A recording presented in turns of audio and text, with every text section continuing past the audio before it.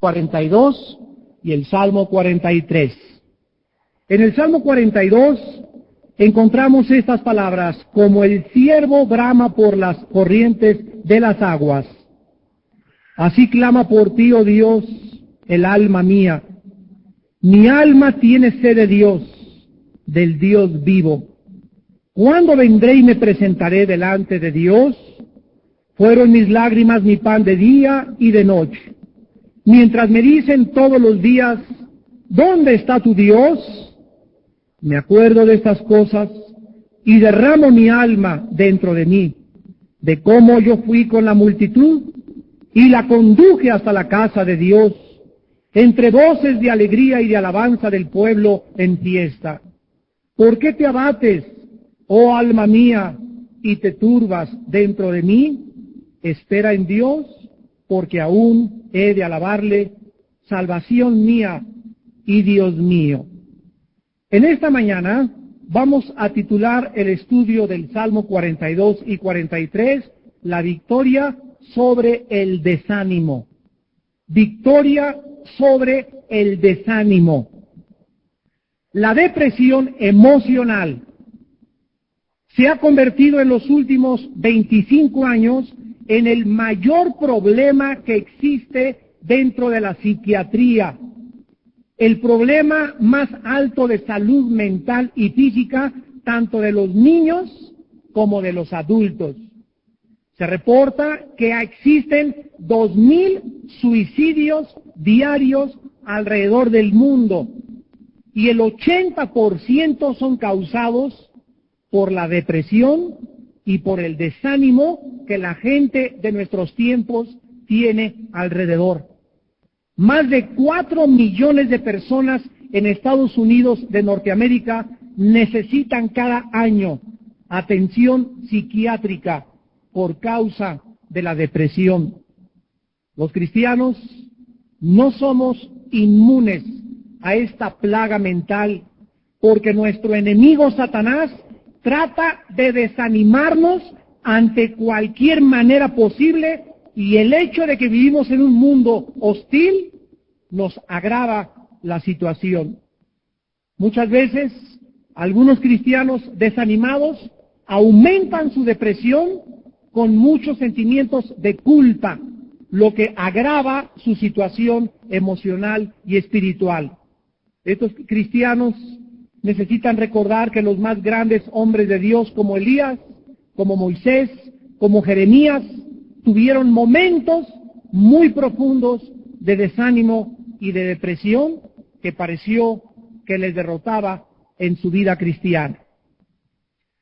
Una cosa es cierta en esta mañana: nosotros como cristianos no podemos padecer la misma depresión y el mismo desánimo que el mundo padece, porque nosotros tenemos recursos de la gracia de Dios disponibles que el mundo no puede usar ni entender.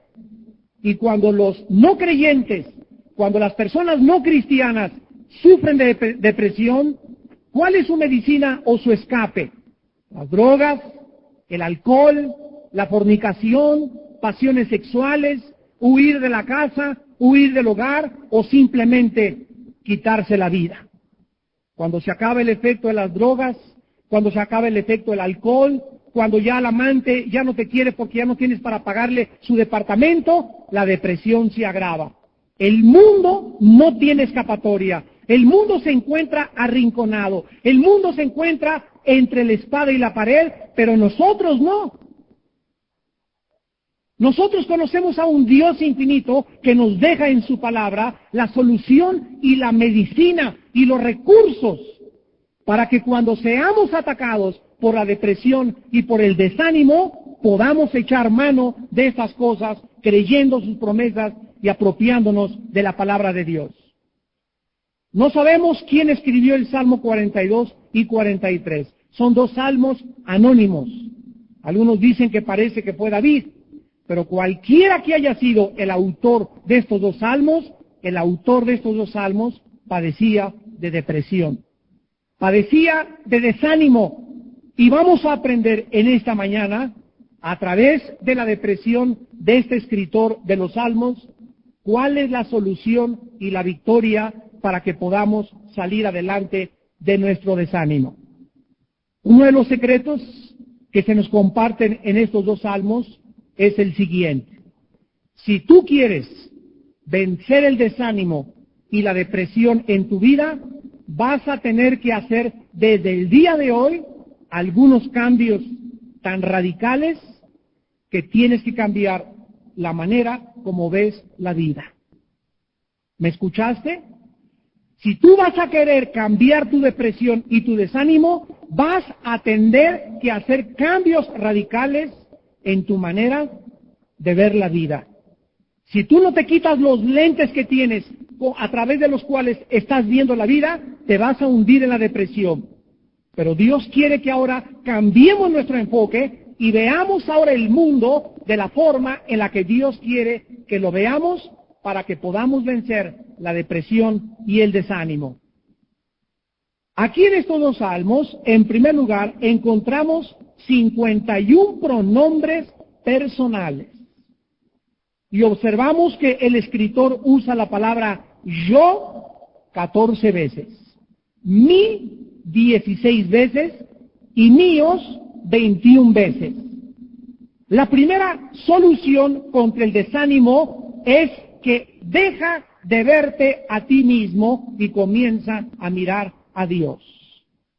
Quita tus ojos de tu persona, de tus problemas, de tus preocupaciones y levántalos al cielo y comienza a ver a Dios. Este autor solo menciona a Dios, solo lo menciona 20 veces y una vez usa la palabra Señor. O sea que nos da la impresión que el autor del Salmo 42 y 43 era una persona que se encontraba sumamente deprimida porque solo pensaba y se miraba a sí mismo. Aun cuando existen varias causas de depresión, la principal causa de la depresión es causada por el egoísmo que nosotros tenemos en nuestro corazón. Vamos a comprobarlo ilustrándolo en la vida de este salmista. En primer lugar, dice el versículo 4, que el salmista escribe que se acordaba de cosas de su pasado. Y cuando se acordaba de cosas de su pasado, se deprimía más, derramaba su alma dentro de él. Y él se acordaba que él era de los guías o líderes que conducían a muchos cristianos a la casa de Dios en alegría y en alabanza. Pero en el momento que escribió el Salmo, al recordarse estas cosas, nos damos cuenta que sus planes no se cumplieron. La primera causa de la depresión aquí en el Salmo 42 es que el salmista no vio sus planes cumplidos. Estaba desanimado porque las expectativas que él tenía se le desbarataron y se le cayeron como un castillo de barajas. Cuando tú anticipas algún evento, cuando tú piensas que te vas a casar con fulana de tal o con fulano de tal, cuando tú creías que ibas a viajar a Estados Unidos ahora en vacaciones, o pensabas comprar una casa, cualquier plan que tengamos se nos desbarata, nos ataca la depresión. Sin embargo, ¿quiénes somos nosotros para que Dios esté siempre dispuesto a complacernos? ¿Quiénes somos nosotros para enojarnos y frustrarnos y hundirnos en depresión? Porque aparentemente esperábamos que se nos cumpliera tal o cual sueño y no se cumplió, cuando todavía aún existe Romanos 8:28. Todas las cosas contribuyen para nuestro bien a los que amamos a Dios. O sea que no importa qué plan se te desbarató, no importa qué cosa esperabas que no se te cumplió, necesitas en ese momento, para que la depresión no te ataque, ubicarte y decirle al Señor, gracias, te reconozco en todos mis caminos. No entiendo por qué no me cumpliste este sueño o este capricho, pero está contribuyendo para el bien de mi vida espiritual. En segundo lugar, encontramos en el versículo 3 que el salmista dice que sus lágrimas fueron su pan de día y su pan de noche, mientras todos le decían, ¿dónde está tu Dios? La segunda causa de su depresión fue que sus sentimientos no fueron satisfechos. Él se alimentaba con lágrimas, él comía de noche y de día con lágrimas, en lugar de comer sus comidas normales. En otras palabras, estaba tan deprimido y tan desanimado que se le fue el apetito. Y ahora los psicólogos y los psiquiatras nos dicen que una persona con una depresión crónica pierde las ganas de comer y después va a comenzar a perder las ganas de vivir. Estaba rodeado de mucha gente, pero tenía una inmensa soledad. Sin embargo, ¿qué dice el Salmo 23, versículo 5, el Salmo del pastor? Aderezas mesa delante de mí en presencia de mis angustiadores. Dios nos promete que no importa la depresión y el desánimo que atravesemos, tengamos la confianza de sentarnos a comer y no seamos angustiados al grado que se nos vaya el apetito y no querramos comer, porque en medio de los problemas de nuestros angustiadores, Dios quiere servirnos la mesa. Él quiere que tú te sientes y aunque tengas un ejército alrededor de problemas, de enemigos, de dudas, de parientes con problemas, de problemas morales, cuando te sientes a comer, le des gracias a Dios porque tu cuerpo no es tuyo, necesitas alimentarlo y necesitas vencer y escaparte de la depresión y saber que puedes en paz comer tus alimentos. En tercer lugar, este salmista nos dice en el versículo 2 y 3, 5, 9 y 11, que estaba deprimido porque sus preguntas o interrogantes no fueron contestadas. Vean el versículo 2 y 3. ¿Cuándo vendré y me presentaré delante de Dios? Tenemos ahí la primera pregunta. Versículo 3. ¿Dónde está tu Dios? La segunda pregunta que le hicieron. Versículo 5. ¿Por qué te abates, oh alma mía, y te turbas dentro de mí? Versículo 9. ¿Por qué te has olvidado de mí? ¿Por qué andaré yo enlutado por la opresión del enemigo? Y el versículo 11 lo vuelve a repetir. ¿Por qué te abates, oh alma mía, y por qué te turbas dentro de mí? Este salmista, esta persona, anhelaba que sus planes fueran cumplidos, sus sentimientos fueran satisfechos y sus preguntas contestadas. Estaba totalmente concentrado en él mismo.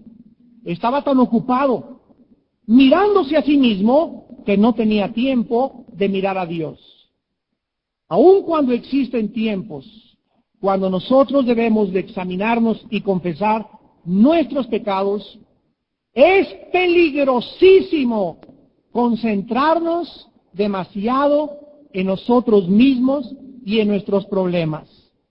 Porque una persona deprimida, tú le puedes decir, vámonos a Acapulco para que veas el paisaje, o a la carretera Cuernavaca, a Tres Marías, vámonos allá, nos metemos al bosque, vámonos a la montaña, para que pienses. Una persona deprimida, concentrada en sí misma, aunque le pongas un paisaje, no ve el paisaje, está tan centrada en sí mismo, en sí misma, que lo que le pongas alrededor no lo va a evadir de su depresión. Pero si él se quita sus ojos y comienza a ver los pajaritos y los árboles y la fidelidad y la grandeza y la gloria y la realidad de que Dios sigue vivo, podrás comenzar a quitar tus ojos de tu persona y darte cuenta que la naturaleza Dios nos las ha dado para que nosotros podamos satisfacer y tener consuelo en nuestro corazón. ¿Qué hizo Cristo cuando Él miró a la naturaleza? Cuando Cristo miraba a la naturaleza, pensaba inmediatamente en Dios.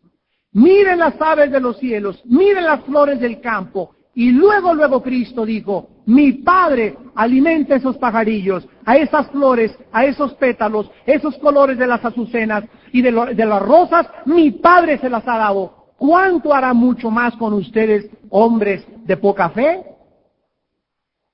Cristo nunca estuvo centrado en sí mismo. Siempre anduvo diciendo, vengo a hacer la voluntad de mi Padre. Mis milagros los hace el Padre. Las palabras que yo hablo, las habla el Padre. Los demonios que yo echo, los echo por el dedo de mi Padre. Todo era el Padre. Aún en la cruz, crucificado, no pensó en sí mismo, sino en la humanidad pecaminosa, pensó en la gloria de su Padre y pensó inmediatamente abandonarse en sus sufrimientos y decir, Padre, perdónalos porque no saben lo que están haciendo. Cristo en la cruz nos da la muestra que jamás estuvo ni tuvo el ego que tú y yo tenemos, y el cual es nuestro principal enemigo en nuestro desánimo y en nuestra depresión. Debemos entonces, en primer lugar, dejar de pensar en nosotros mismos y volvernos a Dios. En segundo lugar, deja de recordar tu pasado y comienza a mirar hacia el futuro. Existen dos cosas muy interesantes en el mundo actualmente. Y la primera es la fascinación que existe por la ciencia ficción. Y la segunda, el creciente mercado por la nostalgia.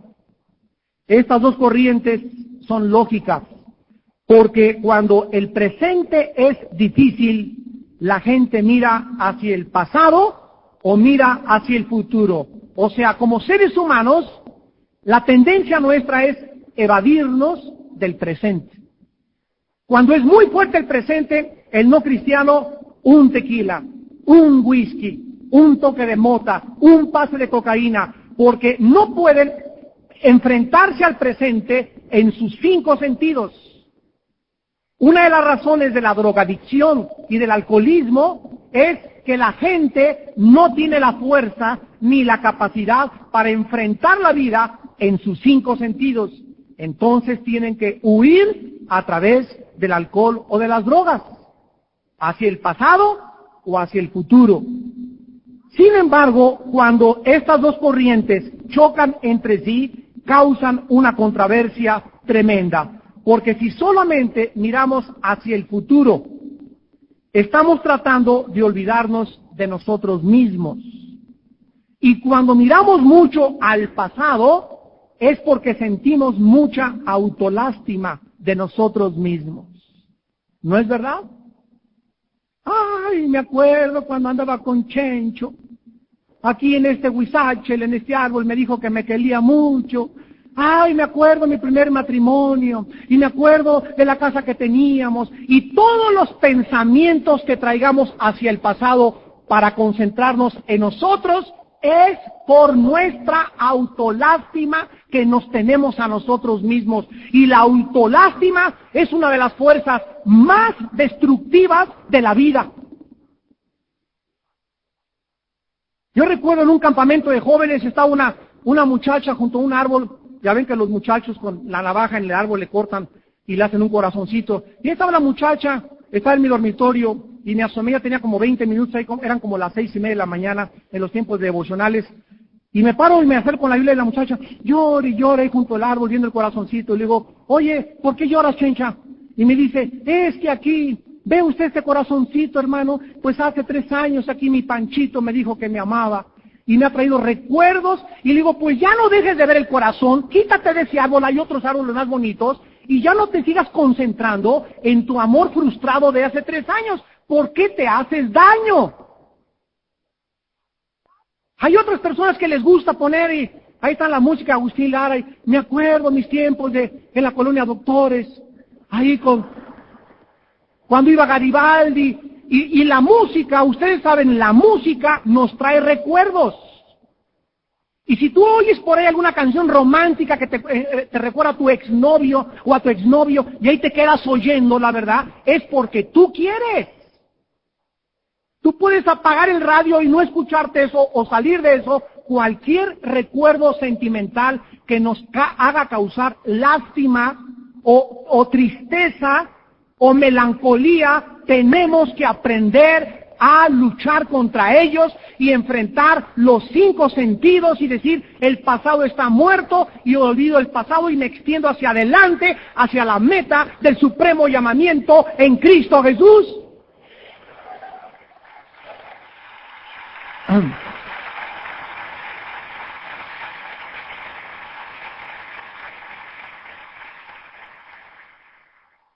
Existe solamente una posibilidad de mirar hacia el pasado positivamente, una nada más, y es cuando vemos a Dios en nuestro pasado. Esta es la diferencia.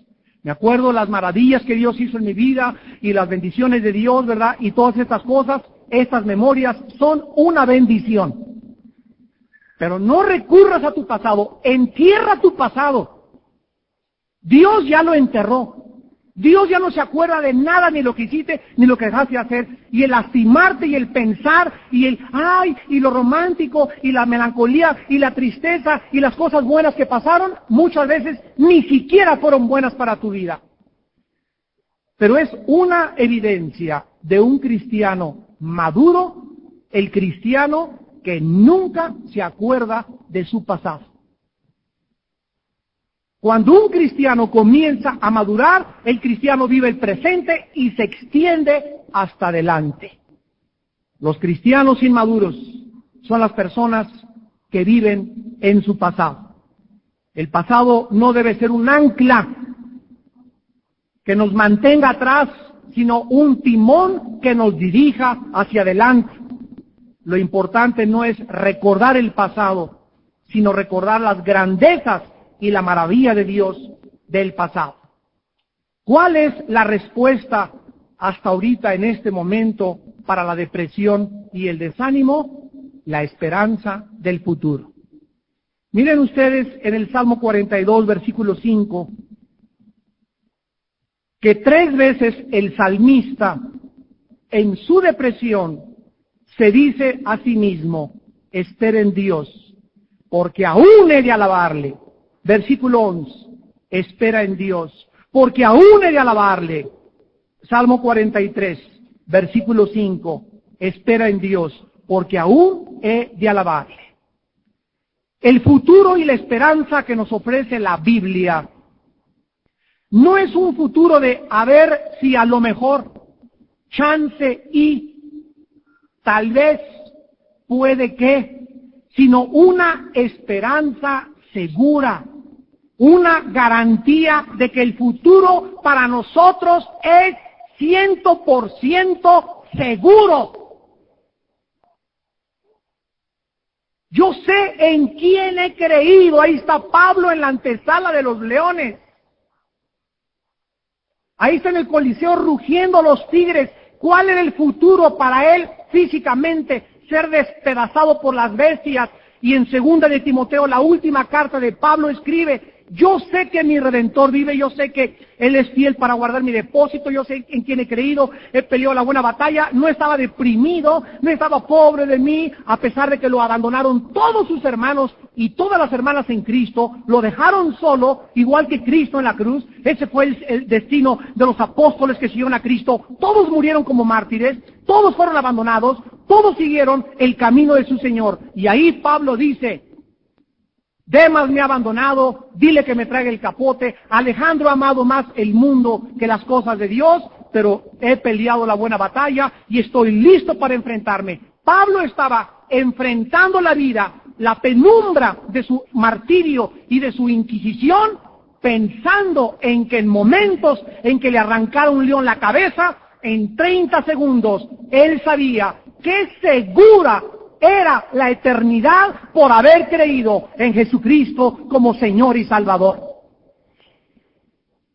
El futuro de nosotros es una garantía que nosotros tenemos, de la cual escribe el apóstol Pedro en su primera carta en el capítulo 1. Dice 1 de Pedro 1, versículo 3, bendito el Dios y Padre de nuestro Señor Jesucristo, que según su grande misericordia nos hizo renacer para una esperanza viva por la resurrección de Jesucristo de los muertos, para una herencia incorruptible, incontaminada e inmarcesible, reservada en los cielos para vosotros. Aquí encontramos que la esperanza que Dios nos da no es una esperanza como la que tienen los no creyentes. Los no creyentes, ¿qué esperanza tienen? La conexión con el futuro de los no creyentes es dinero, salud, moral, que dure su matrimonio, que sus hijos hagan una carrera, el dinero, el poder o la fama. Y cuando no obtienen eso, comienza la frustración y aún los que lo obtuvieron siguen frustrados. ¿Saben ustedes cuántos expresidentes de México viven sometidos a pastillas tranquilizantes para dormir y para levantarse?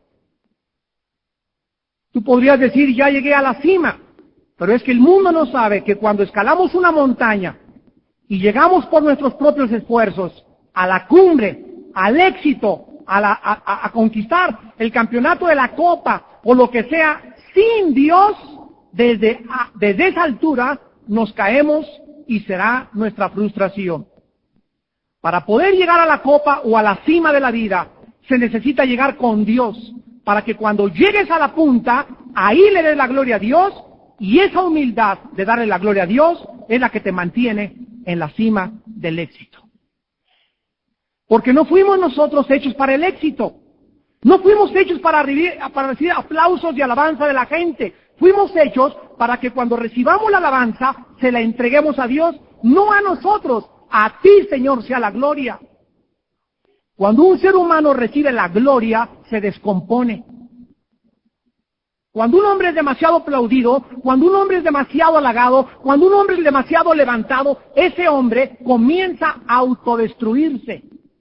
Eso es lo que hace la fama, eso es lo que hace el poder, eso es lo que hace el dinero, eso es lo que hace la belleza. Una mujer guapísima, un hombre guapísimo, se vuelven monstruos. Se aniquilan ellos mismos, porque no fuimos hechos para eso, fuimos hechos para Dios. Y Él es el único que puede recibir gloria, alabanza, adoración, no nosotros, no a nosotros. Escondámonos siempre nosotros detrás de la cruz. Vean ustedes la esperanza que tenemos en el Salmo 43. Y dice el versículo 1 y 2 en primer lugar: júzgame, oh Dios, defiende mi causa. Líbrame de gente impía y del hombre engañoso e inicuo. Pues que tú eres el Dios de mi fortaleza, ¿por qué me has desechado? ¿Por qué andaré enlutado por la opresión del enemigo? En primer lugar, tenemos la esperanza de que Dios siempre, siempre, siempre, siempre va a defender nuestra causa. ¿Eres tú una viuda abandonada y oprimida por los jueces y te han querido robar? ¿Eres una mujer que tu esposo te quitó todo y no te quiere dar ni la pensión para tus hijos? ¿Eres un hombre que te abandonó tu esposa y tú por ser fiel a Dios sigues siendo el oprobio y el hecho de que la gente te persigue y te digan, a ver dónde está tu Dios, a ver por ser cristiano, ¿por qué te pasó eso? Todos nosotros nos enfrentamos como el salmista con gente que nos dice, a ver dónde está tu Dios, a ver si es cierto. Cuando Cristo estaba en la cruz, la gente le decía, Él confió en Dios, líbrele ahora que está crucificado.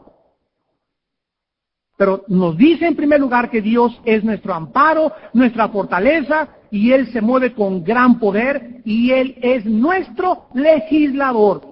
Tarde o temprano, escúchame viuda, escúchame hombre abandonado, mujer abandonada o hijo abandonado, tarde o temprano Dios te va a hacer justicia.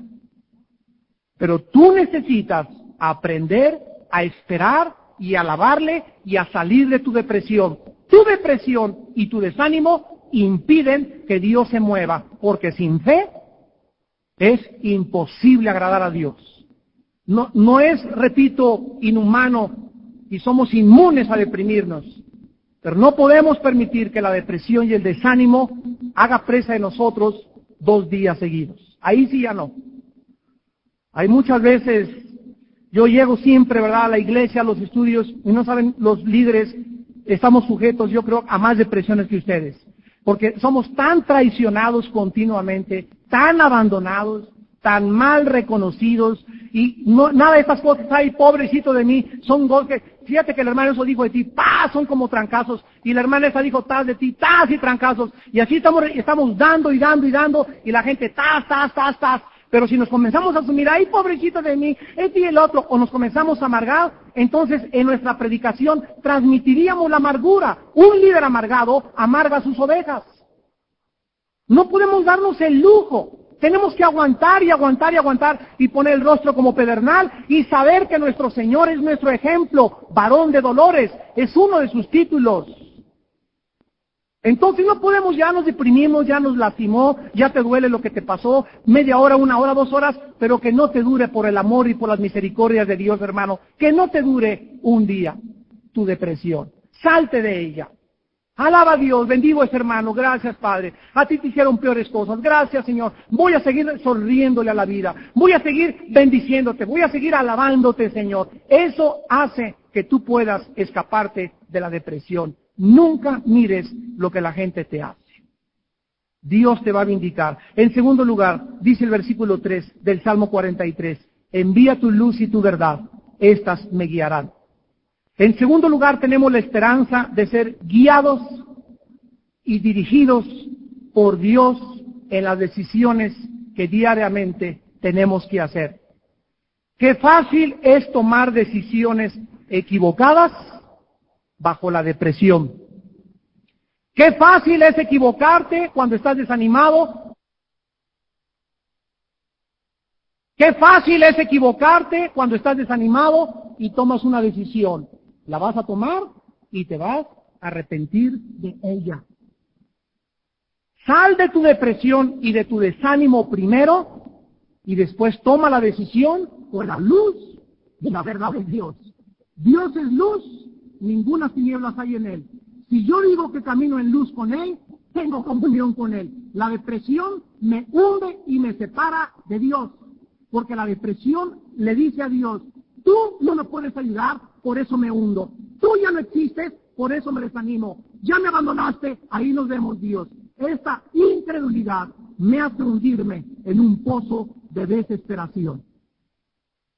Y en tercer lugar, Dios es nuestro gozo. Dice el versículo 4, entraré al altar de Dios, al Dios de mi alegría y de mi gozo, y te alabaré con arpa, oh Dios mío. Cuando nuestro gozo proviene de nuestros sentimientos o por nuestras circunstancias favorables, nos vamos a desilusionar. Pero si encontramos nuestro gozo, Gálatas 5:22, el gozo es el fruto del Espíritu Santo. Por eso cuando vino la onda de la risa en muchas iglesias, yo les decía a muchos hermanos, pastores, hermanos, cuando tú dices a una gente, te voy a ministrar gozo, te estás poniendo en el lugar del Espíritu Santo, porque el gozo no se ministra por 10 minutos para que te carcajees 20 minutos. El gozo es algo que tiene que nacer de ti en tu comunión con Dios. ¿Cómo puedo llegarle a una persona que a lo mejor vive en pecado, a lo mejor tiene 4 días que no lee la Biblia y de repente quiere en 3 o 4 minutos comenzar a carcajearse y decir que fue el gozo del Señor? ¿Cuánto le va a durar? Le va a durar 15, 20 minutos. Y el otro día va a seguir con su cara esplacuache que tiene siempre. El gozo es fruto del Espíritu Santo. El gozo no se puede ministrar. El gozo tiene que salir y ser producido de mi comunión por muchos meses, por muchos años con Dios. Tenemos que laburar y conocer la Biblia, conocer las Sagradas Escrituras y trazar bien la palabra de verdad. Imagínense que también ministremos el amor, te ministro amor, te ministro paz, te ministro dominio propio. Entonces, ¿en dónde está mi comunión con Dios? Cristo dijo, si tú permaneces en mí y yo en ti, vas a producir ¿qué cosa? Fruto. El fruto es el resultado de nuestra comunión con Dios. Ahora, todo el microondas, y a la iglesia está entrando también la santificación instantánea, el microondas. Todo es instantáneo ahora, todo el microondas, y a la iglesia está entrando también la santificación instantánea, el microondas. A eso es a lo que estamos llegando en muchas partes del mundo. Y en tercer lugar, dejemos de buscar las explicaciones y busquemos las promesas. Este salmista le dice a Dios, ¿por qué? ¿Por qué? ¿Por qué? ¿Por qué? ¿Por qué? Y creo que esta pregunta, ¿por qué?, es la pregunta más importante de nuestra vida. ¿Por qué? Muchos de ustedes están frustrados y están desanimados porque no tienen respuestas. ¿Qué pasaría si tú te rompieras un hueso y llegas al hospital, el doctor te toma rayos X y sobre la base de los rayos X entra a tu cuarto y te dice, bueno, mire señor Ramírez, usted le pasó esto y esto, aquello, y te da la explicación? La explicación que te da el doctor de lo que te pasó, ¿te puede ayudar? No te puede ayudar, o sea, ok, bueno, ya sé lo que me pasó, pero si el doctor te dice, mire, usted va a estar 4 semanas en yeso y va a volver a caminar, eso te anima.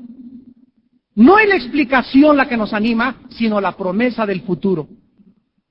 Si Dios te dice, te está pasando lo que está pasando por esto y por esto y por esto, ¿va a cambiar tu situación? De ninguna manera, porque Dios no cambiaría la manera de tratarte. Pero Dios nos da en la Biblia las promesas de que nosotros somos cuidados por Él. Dice el Salmo 42, versículo 1, como el ciervo brama por las corrientes de las aguas, así clama por mí, oh Dios, el alma mía.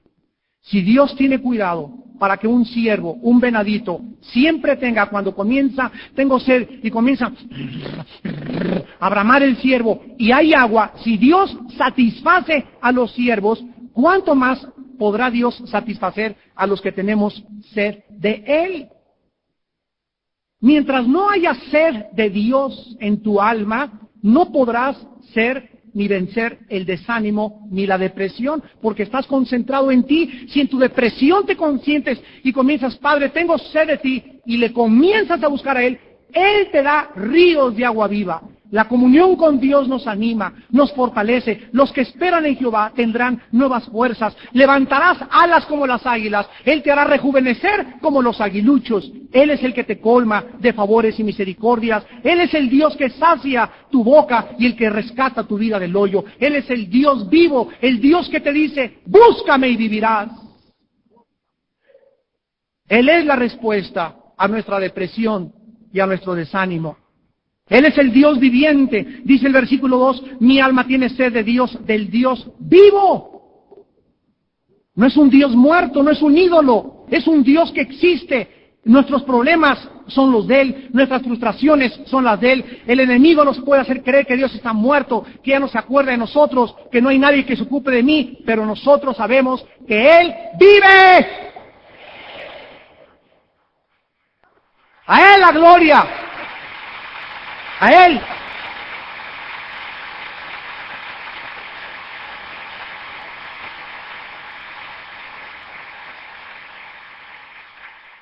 Finalmente, ¿por qué estamos abatidos?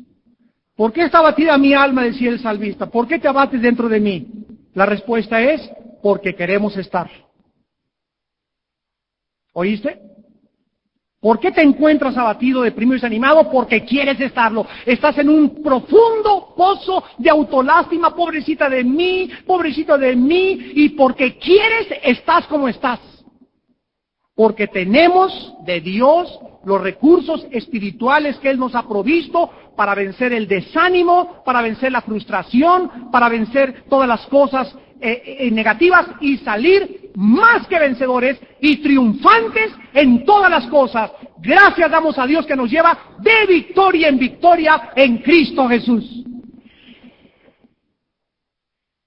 Si alguien tuvo razón para desanimarse fue Cristo. Todas las olas y las ondas del sufrimiento pasaron sobre Él en la cruz del Calvario. Y Cristo, repito, no pensaba en sí mismo, sino en la voluntad del Padre.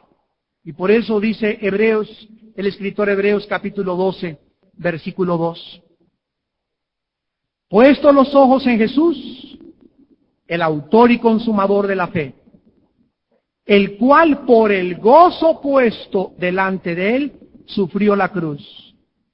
Cristo no vio los clavos, ni las espinas, el diablo le dijo, ahorita te doy todo. Dinero, plata, chavas, mujeres, fama, poder, todos los reinos son tuyos. Pero Cristo miraba más allá de esta vida. Y esa es la fe.